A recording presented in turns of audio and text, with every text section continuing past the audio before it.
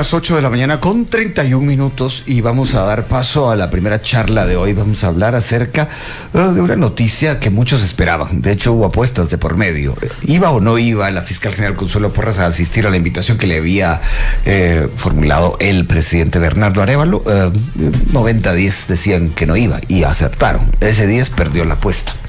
Con nosotros está la doctora Ilse Álvarez, que es experta en el tema criminológico, pero también da un seguimiento muy puntual a toda la realidad del país. Así que, doctora Álvarez, gracias por estar acá. Buenos días.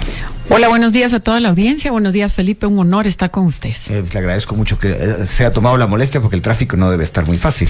No está fácil, pero es agradable venirlos oyendo con los chistes de don Próspero. Ay, no puede ser. Nos estábamos divirtiendo mucho hoy con don Próspero. Pero bueno, ya en materia, doctora Álvarez, yo mencionaba esto de las apuestas. Y sí, en realidad escuché gente que puso un café de por medio, un trago de por medio. Bueno, usted sabe lo que se apuesta en estos casos. Pero al final de cuentas era un 90-10 que no iba. ¿Usted estaba en el 90 o en el 10? ¿Usted creía que iba o que no iba la fiscal general a asistir a la invitación que le había hecho el presidente Arévalo? Yo honestamente pensaba que si iba es porque ellos ya habían llegado a un acuerdo previo, y pensaba que si ella no llegaba es porque definitivamente la situación sigue muy tirante, y eso lo seguimos viendo en las redes sociales, lamentablemente. Bueno, hablemos un poco de eso. El tono del presidente Arévalo para invitar, el tono de la fiscal general para contestar y el tono del presidente Arévalo para contestar a la respuesta. ¿Cómo los analiza? Buenos días a todos. Bueno, Felipe, yo quisiera aprovechar a contar una parábola. La parábola es una historia que refleja un acontecimiento y que el ciudadano puede tomar su conclusión. La verdad les cuento que cuando yo doy la opinión, mucha gente cree que defiendo a la señora fiscal o que estoy atacando al señor presidente o al revés. Y en realidad yo voy a contar esta parábola para que la entendamos y le vamos a poner la parábola del ícono de la justicia. En realidad Guatemala tuvo en el año 2015 un ícono de la justicia que fue Tel Maldana, y ella provocó la reforma de la ley del Ministerio Público porque antes el presidente podía destituir con muchísima facilidad al fiscal. Esto hacía que la fiscal tuviera temor al realizar sus funciones porque podía ser despedida para evitar las persecuciones.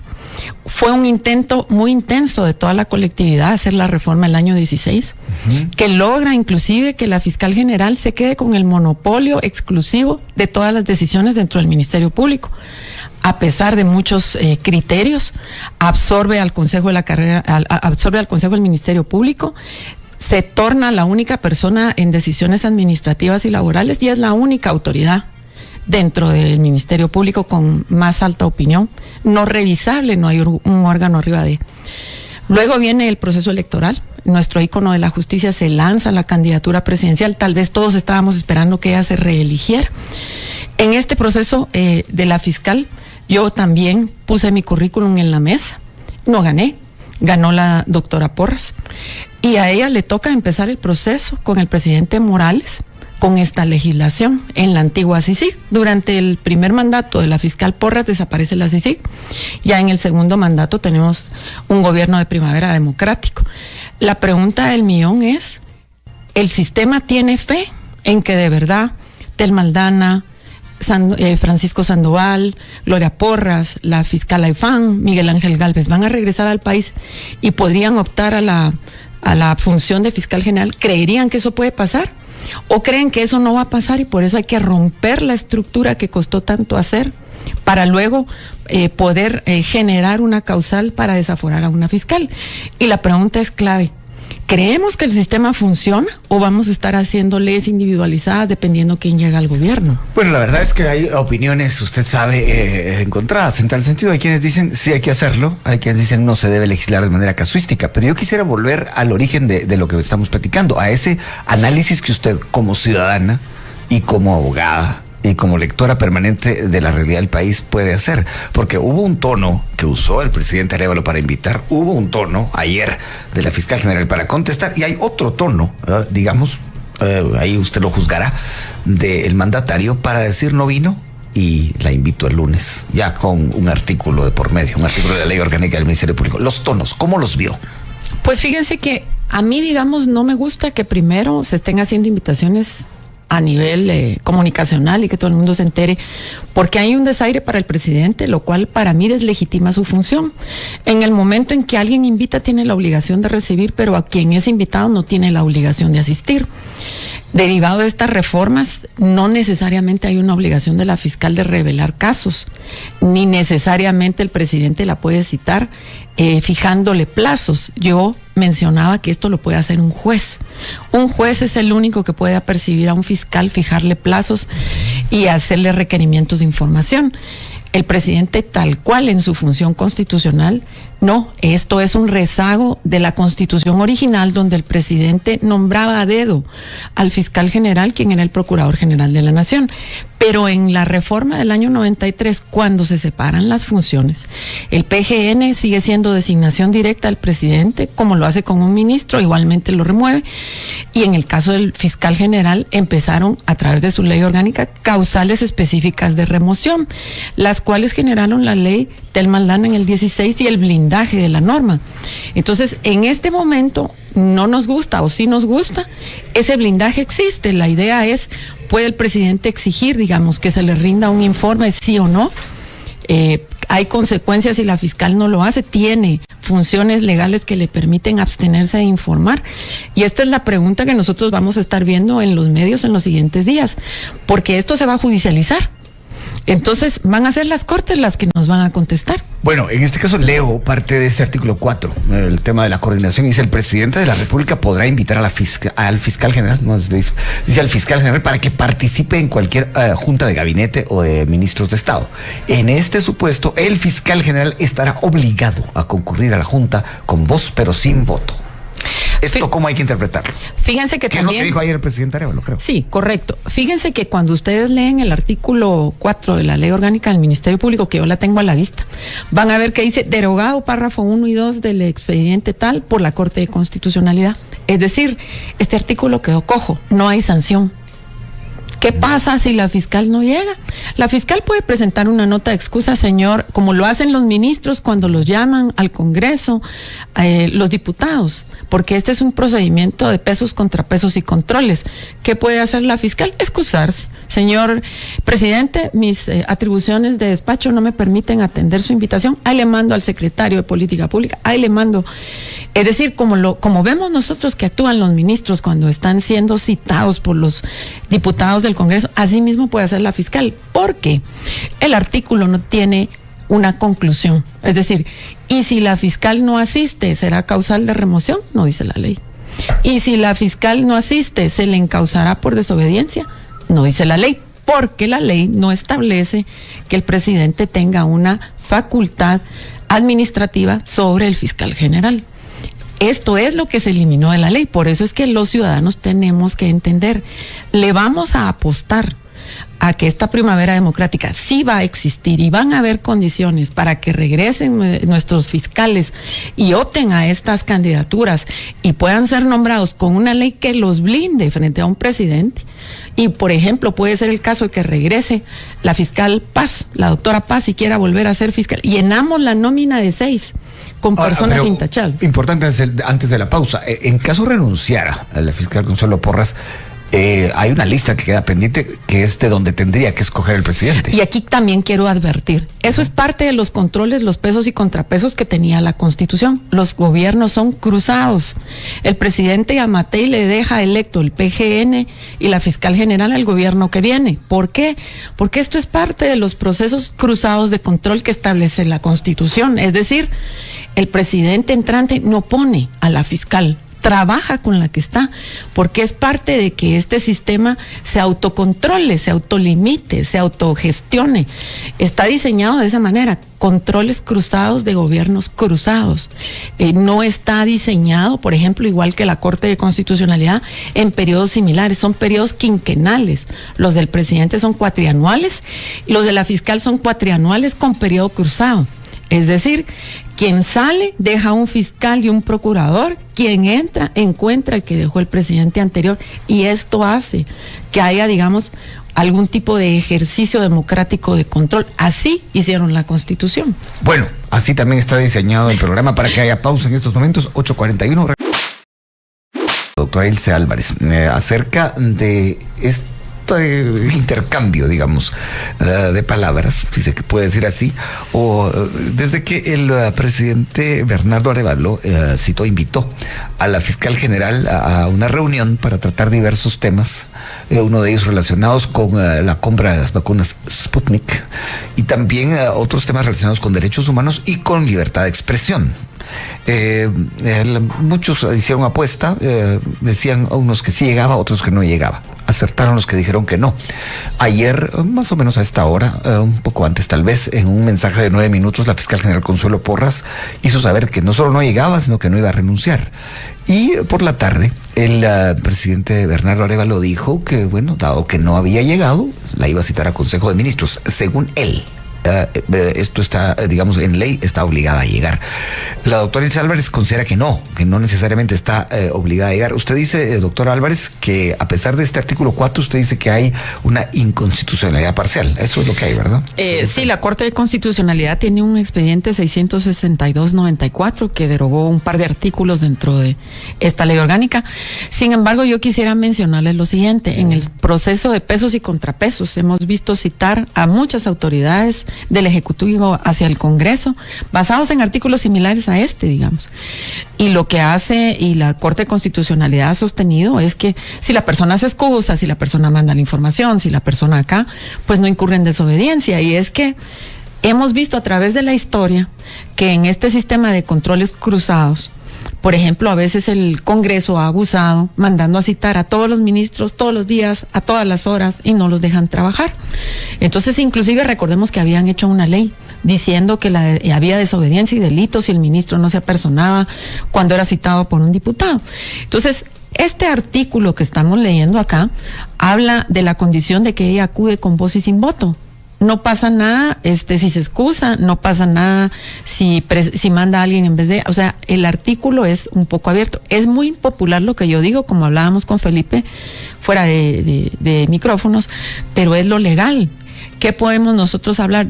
Yo primero les digo, no defiendo la posición de ninguno. A mí no me gusta que el presidente esté en este vericueto.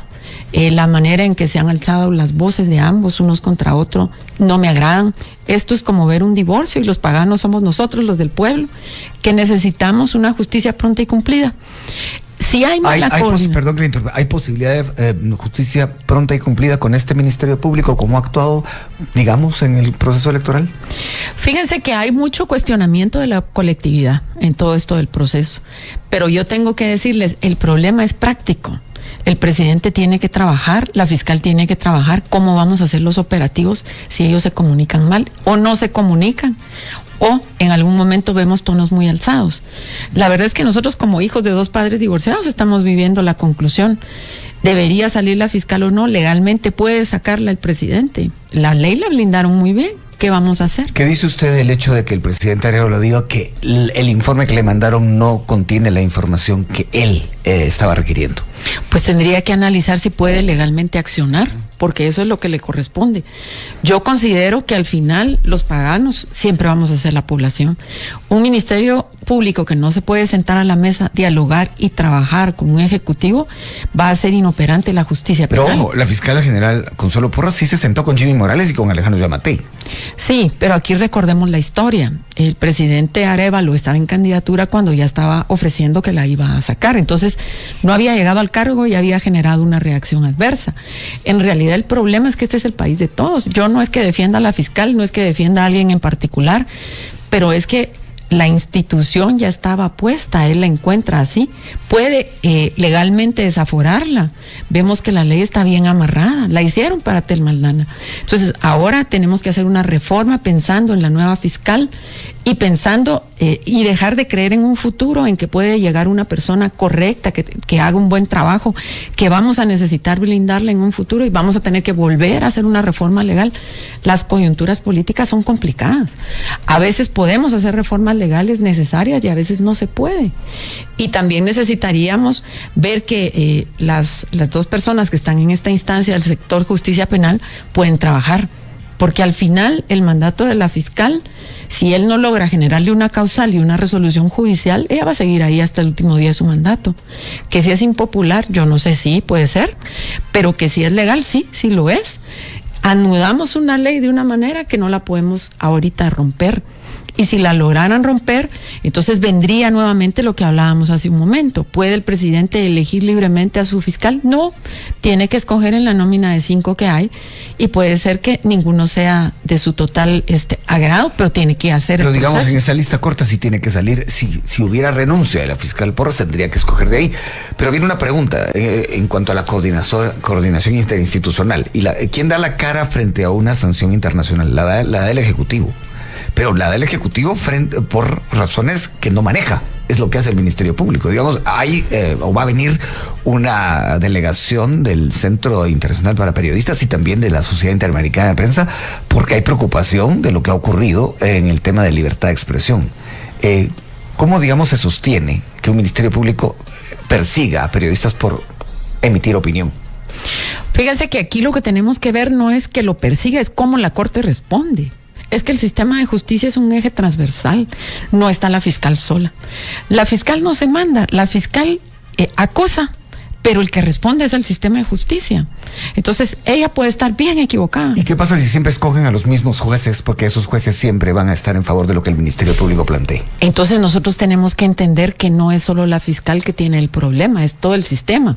Y voy a lo mismo, ¿quién va a querer aplicar a estos cargos de justicia si sufre solo con la nominación de su cargo un descrédito, una investigación, prensa negra, noticias, etcétera, si le hacen bullying? Es decir, es muy difícil optar a estos cargos de administración de justicia cuando usted pone su currículum y solo con ponerlo ya le empiezan a sacar memes, ya le empiezan a sacar historias, ya le empiezan a sacar cosas.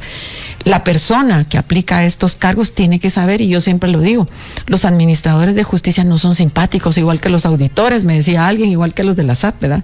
¿Por qué? Porque les toca apretar y aplicar las normas. Y a esto a la gente no le gusta en realidad. Pero tienen que aplicar la ley. Por supuesto. El asunto está en que cuando no la aplican, no pueden esperar que la prensa reaccione de manera amable. No, y yo lo que les estoy diciendo es esto, es que en el sistema de justicia perfecto, el fiscal pide, el juez resuelve. El juez resuelve, revisable por otra instancia y llega hasta la Corte de Constitucionalidad. Entonces tenemos que hacernos la pregunta, ¿es solo la fiscal? ¿Es el sistema de justicia entero? ¿Somos todos los que estamos fallando? ¿Qué es lo que pasó? Porque al final yo creo, Felipe... ¿Qué es lo que pasó en el proceso electoral según usted? Allanar la sede del Tribunal Supremo Electoral y se llevan las cajas electorales. Eso no he oído una opinión en favor en todo el mundo. Y yo le quiero... Bueno, ¿y dónde están las resoluciones de la Corte que hicieron acopio a proteger al Tribunal Supremo Electoral? ¿Y dónde están los recursos que funcionaron? ¿Y dónde están las defensas legales operativamente correctas que impidieron que esto pasara? Yo a la fecha, no he visto que haya un recurso efectivo que haya logrado detener estas actuaciones.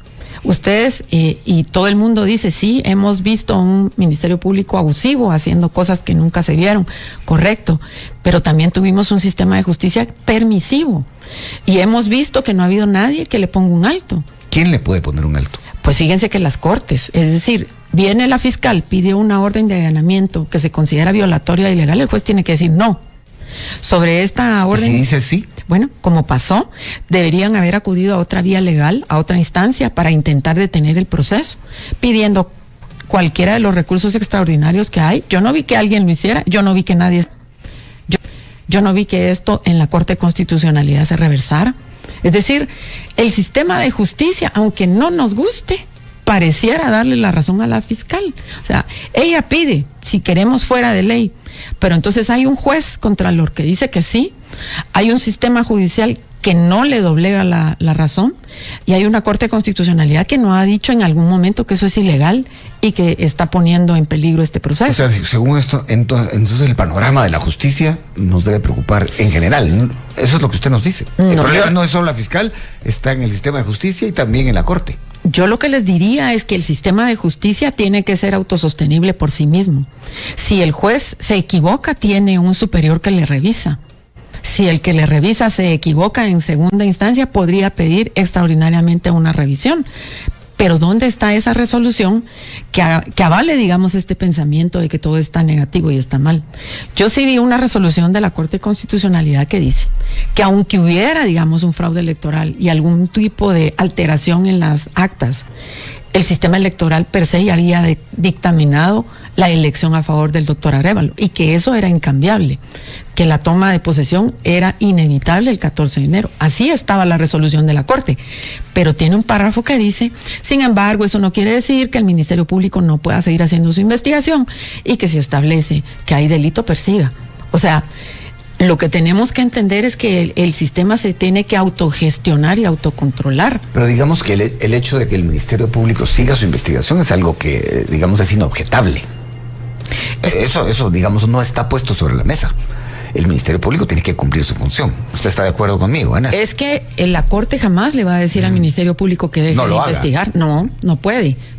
Lo que pasa es que lo que tenemos que entender es, si no estamos de acuerdo con el actuar del Ministerio Público, ¿dónde está la resolución de la Corte que le dijo hasta aquí? Yo no la veo. Entonces, bueno, ¿y cómo entiende usted que no haya habido tal resolución, tomando en cuenta los hechos que ocurrieron? A mí me preocupa. ¿Está basada en ley? Fíjense que si no estuviera basada en ley ya lo hubieran revocado. ¿Quién? Las cortes. Es que entendamos lo siguiente, este sistema se autolimita. La fiscal no es una persona con poderes infinitos. Ella somete sus puntos de vista a la judicialización y el juez resuelve. Y esta resolución judicial es recurrible, es revisable.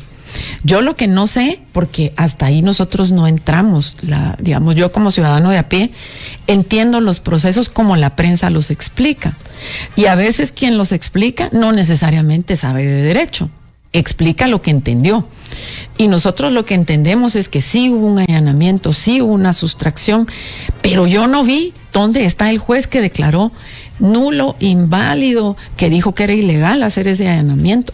Yo no he visto eso. No sé qué recursos usó el Tribunal Supremo Electoral.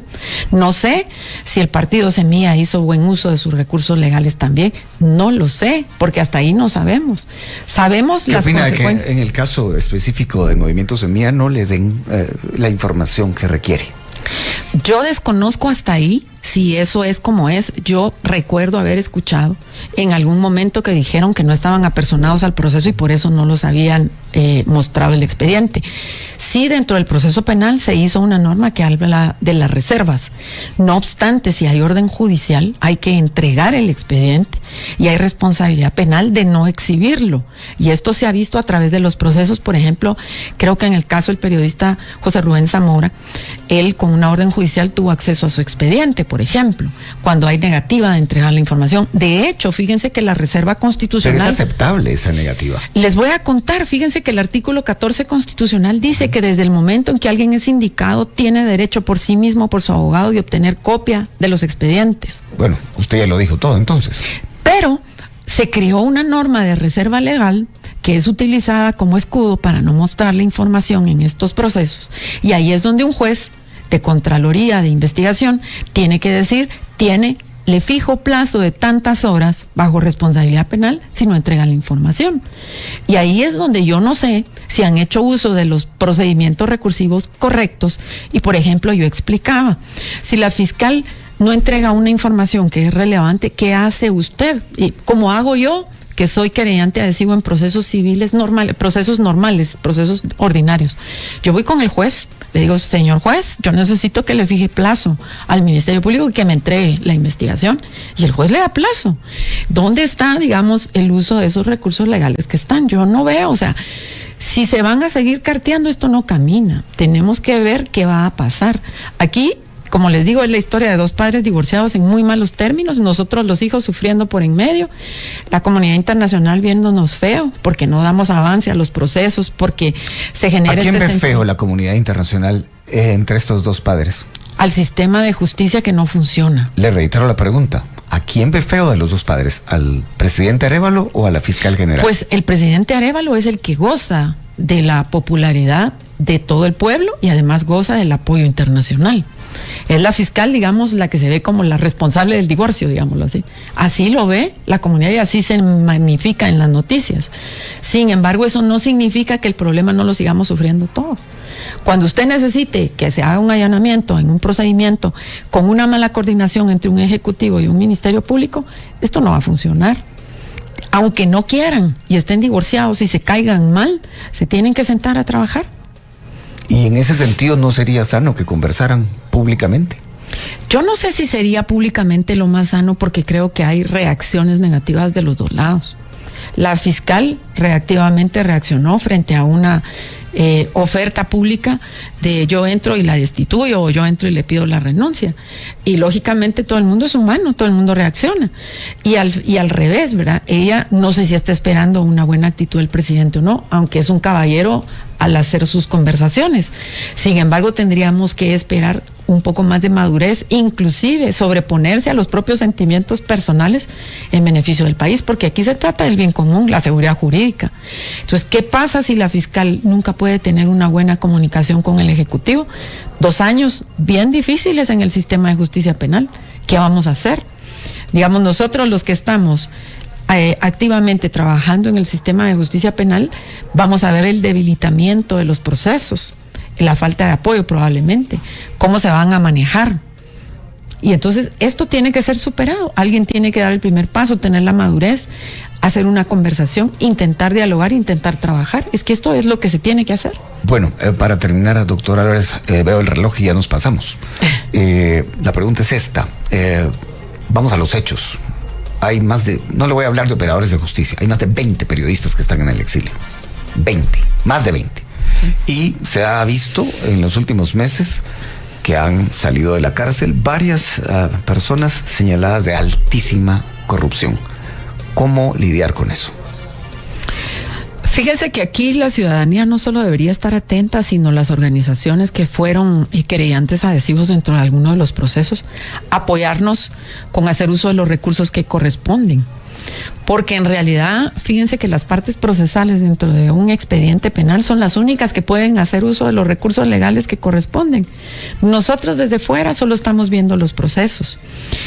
Aunque son debates públicos, yo creo que ahora ya no se les da igual cobertura.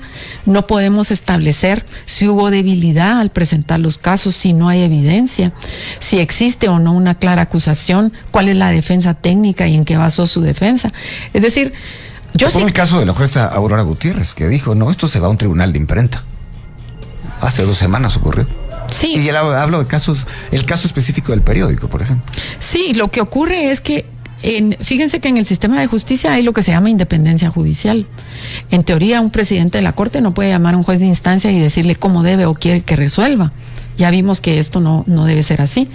Ahora, en el ejercicio de la acción penal, cada parte procesal hace uso de los recursos que puede y tiene a su disposición. Y quiero volver a manifestar, en el proceso penal guatemalteco, dada la historia que nosotros vivimos de conflicto armado, de abuso de autoridad, etcétera, todo el sistema está desarrollado para beneficiar al ciudadano que es inocente hasta que es declarado culpable en última instancia.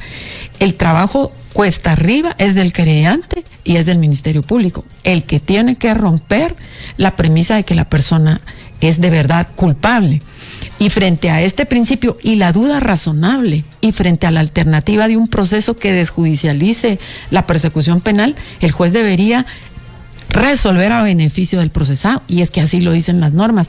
Todo el sistema del proceso penal es tendiente o favorable no a la víctima, sino hacia el inocente que es perseguido penalmente, dada la historia del país. Bueno, da para más, pero el reloj se queda hasta acá. Doctor Álvarez, gracias por haber estado hoy acá. Estoy a las órdenes, muchas gracias por el honor de invitarme, Felipe. Bueno, sí, sobre todo gracias por haber desafiado el tráfico. Vamos a la pausa, volvemos.